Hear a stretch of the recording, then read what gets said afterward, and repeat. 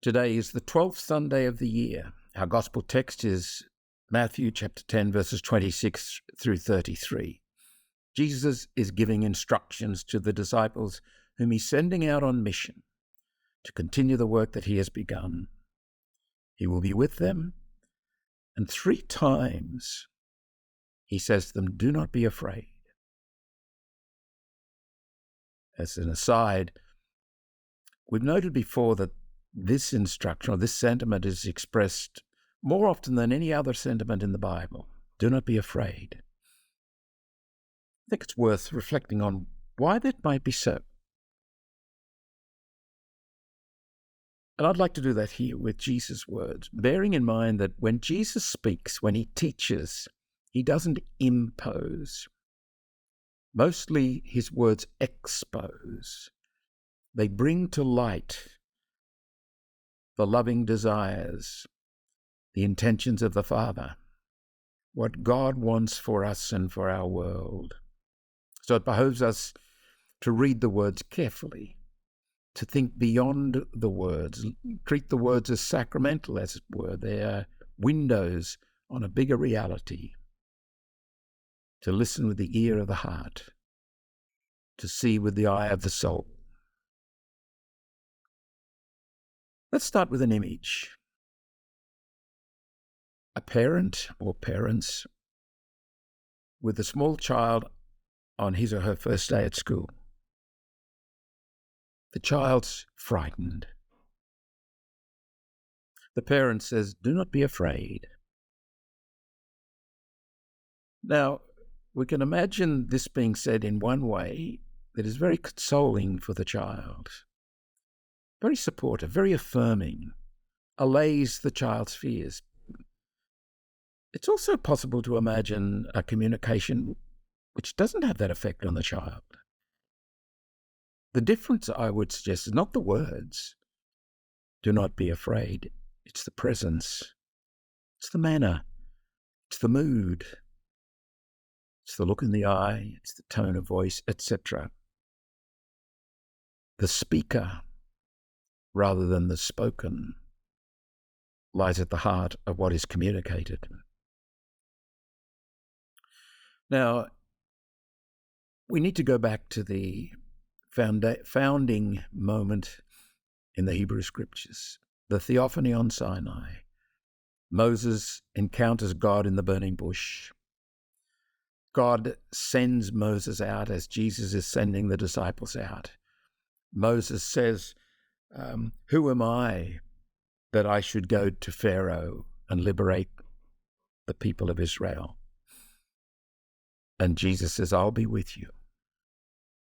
In other words, Moses, don't be afraid. I am there. And Moses, wanting a bit of clarification here, says, "Well, who shall I say sent me? Who are you, in other words? Who's the speaker behind these spoken words?" And the revelation is, I am who I am.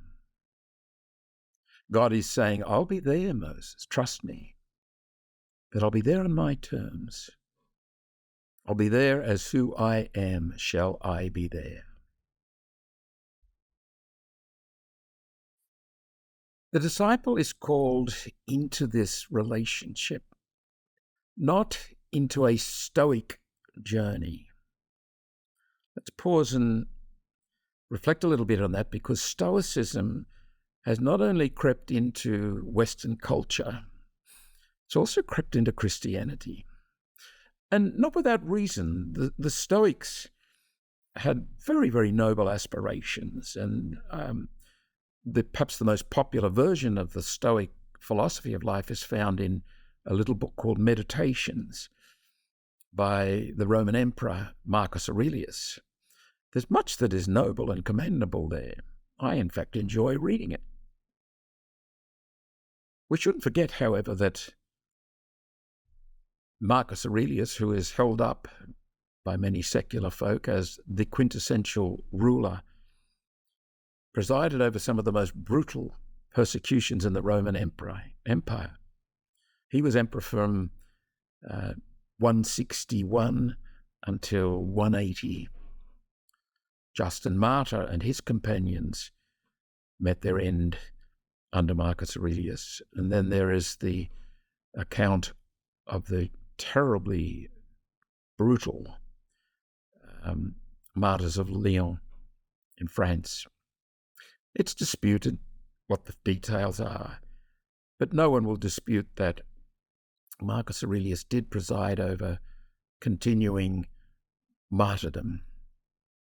One of the ironies is that in holding him up, as it were, as the great exemplar of rulers down through history, it's a sort of a hagiography, the kind of hagiography that martyrdom generated. So for the Christians, the real lives of saints come from the victims, not the perpetrator. But getting back to Stoicism versus Christianity, at the heart of Stoicism is pride of place given to human reason and human will. You do have the capacity to align your reason with the reason, the logic of nature, of the cosmos. Make your decisions accordingly and don't complain. The difference with Christianity is this. Pride of place for the Christians is Jesus Christ, a person. He is our way, not logic, not reason. Jesus and the grace that his Spirit brings us. Human reason and human willpower are placed at the service of. They're not dismissed. They're given pride of place within the Christ-centered view of the world. For the Christian, we are baptized into Christ. It's not a willpower project. Success comes not by way of mastery, but by way of gift. Living is graced emergence. Those qualities of life we might call virtues, are actually the outcome of that relationship with Jesus, of our life in him. In a very real sense, the best human aspirations are expressions of Jesus Christ himself. So we could say that when I am compassionate, I'm really naming the presence and the activity of Christ in my life. When I am forgiving, I'm naming the presence and the activity of Jesus Christ. These are the fruits of the Spirit, St. Paul says. The focus of the Stoic tradition actually is a focus on doing more than being. In the Christian, it's a focus more on being. The Christian believing that doing becomes an expression of who and what we are as people baptized into Christ. When we listen to Jesus' words, do not be afraid. He, the one who is the one we're baptized into, who is the embodiment of the great I Am, he's the speaker. It is his presence that gives those words their ultimate meaning. Don't be afraid.